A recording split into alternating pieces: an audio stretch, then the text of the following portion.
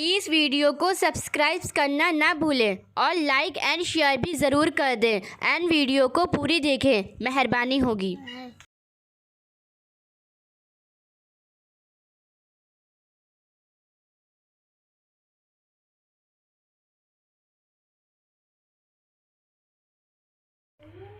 السلام علیکم ورحمة اللہ وبرکاتہ۔ حضرات، آج میں آپ حضرات کے سامنے کچھ باتیں آپ حضرات تک پہنچانے کے لیے کوشاں ہوں۔ اللہ کی ذات سے امید قوی ہے کہ باری سبحانہ تعالی مجھ سے، میری زبان سے سچی بات نکالنے کی توفیق عطا فرمائے۔ حضرات، ہم نے اپنی 1400 سالہ تاریخ میں اغیار کو اتنا فتح نہیں کیا جتنا ہم ایک دوسرے کو فتح کرتے رہے۔ آپ کو شاید یہ جان کر حیرت ہوگی کہ مسلمانوں نے دنیا کا 90% علاقہ اسلامی عروج کی پہلی صدی میں فتح کر لیا تھا۔ مسلمان اس کے بعد 1350 سال اس علاقے کے لیے ایک دوسرے سے لڑتے رہے۔ ہمارے علم، فلسفہ، سائنس اور ایجادات کی 95% تاریخ کی ابتدائی 300 سال تک محدود تھی۔ ہم نے واقعی 1000 سال میں جنگوں کے سوا کچھ نہیں کیا۔ آپ آج 2021 سے 1000 سال پیچھے چلے جائیں، آپ کو محمود غزنوی ہندوستان پر حملہ کرتے ملیں گے اور کافی حصہ فتح کرتے نظر آئیں گے۔ آج آپ غور کیجئے کہ اسپین میں مسلمانوں کے ہاتھوں مسلمان کا گلا کٹتے دیکھیں گے، آپ کو ترکی میں سلجوق تلواریں اٹھا کر پھرتے نظر آئیں گے، آپ کو عرب میں لاشیں ملیں گی، شیعہ سنی اور سنی شیعہ کے سر اتارتے نظر آئیں گے۔ مسلمان کو فتح کر رہا ہوگا، مسلمانوں کی مسجدیں جلاتے دکھائی دیں گے اور آپ مومنوں کے ہاتھوں میں مومنوں کے سروں کے مینار بنتے دیکھیں گے۔ آپ 1018 سے آگے آتے چلے جائیں، آپ کے سارے طبق روشن ہوتے چلے جائیں گے، آپ کو مسلمان کو قتل کرتے نظر آئیں گے۔ ہم نے اس کے بعد باقی 1000 سال تک حرام خوری کے سوا کچھ نہیں کیا۔ عالم اسلام 1000 سال سے کنگھی سے لے کر نیل کٹر تک ان لوگوں کا استعمال کر رہا ہے جنہیں ہم دن میں 5 بار بددعائیں دیتے ہیں۔ آپ کمال دیکھیے، ہم مسجدوں میں یہودیوں کے پنکھے اور اے سی لگا کر، عیسائیوں کی ٹوٹیوں سے وضو کر کے، کافروں کے ساؤنڈ سسٹم پر اذان دے کر اور لادینوں یعنی چائنا کی جائے نمازوں پر سجدے کر کے ساری دنیا کے لادینوں کی بربادی کے لیے بددعائیں کرتے ہیں اور پوری دنیا میں اسلام کے غلبے کے خواب بھی دیکھتے ہیں۔ آپ کو شاید یہ جان کر حیرت ہوگی کہ ہم خود کو دنیا کی بہادر ترین قوم سمجھتے ہیں، لیکن ہم نے پچھلے 500 برسوں میں کافروں کے خلاف کوئی بڑی جنگ نہیں جیتی۔ ہم 5 صدیوں سے مار اور صرف مار کھا رہے ہیں۔ پہلی جنگ عظیم سے قبل پورا عرب ایک تھا، یہ خلافت عثمانیہ کا حصہ ہوتا تھا۔ یورپ نے 1918 میں عرب کو 12 ملکوں میں تقسیم کر دیا اور دنیا کی بہادر ترین قوم دیکھتی کی دیکھتی رہ گئی۔ ہم اگر جنگجو تھے، ہمارا اگر لڑنے کا 1400 سال کا تجربہ تھا تو ہم کم از کم لڑائی میں ہی پرفیکٹ ہو جاتے اور کم از کم دنیا کے ہر ہتھیار پر مسلمان کی مہر ہی لگ جاتی اور ہم اگر دنیا کی بہادر ترین فوج ہی تیار کر لیتے تو ہم آج مار نہ کھا رہے ہوتے۔ آج کم از کم عراق، لیبیا، مصر، افغانستان اور شام انسانی المیہ نہ بن رہے ہوتے. اب اسلامی دنیا کی بدقسمتی ملاحظہ کیجیے.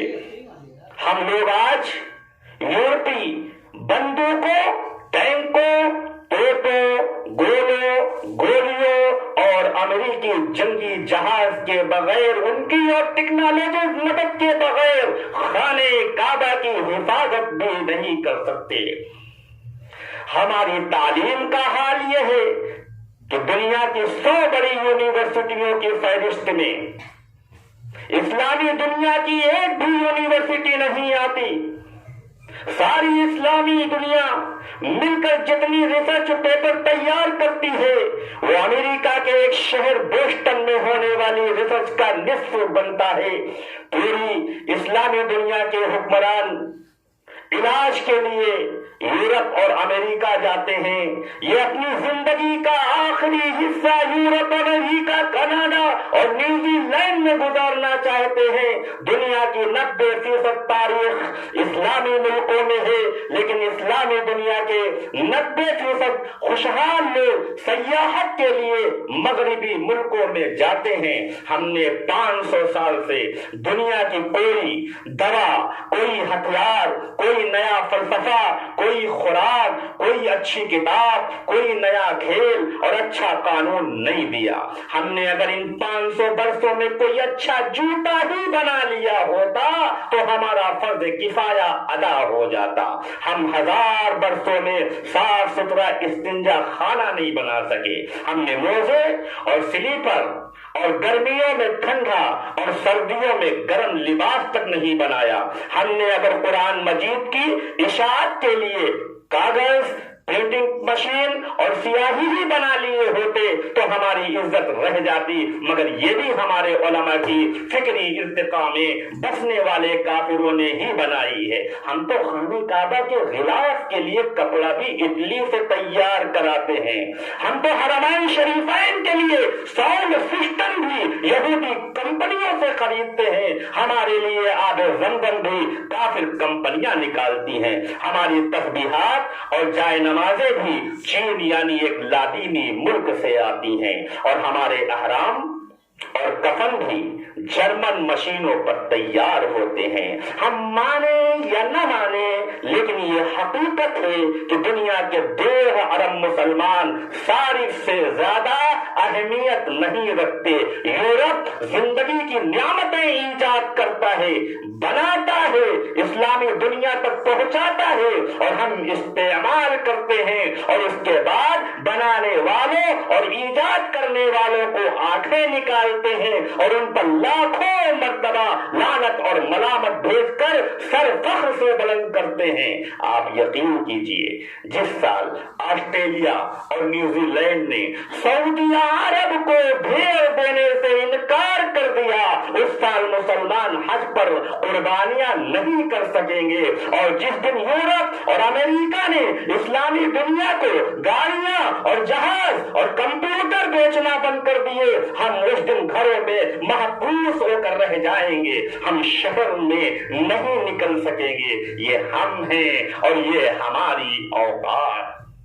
لیکن آپ کسی دن اپنے دعوے سن لیں، آپ ان نوجوانوں کے نعرے سن لیں جو میٹرک کا امتحان پاس نہیں کر سکے، جنہیں بیچ تک لگانا نہیں آتا، مگر جس دن ان کے بوڑھے والد کی دہاڑی نہ لگے اس دن ان کے گھر چولہا نہیں جلتا، ان کے گھر چولہا نہیں جلتا.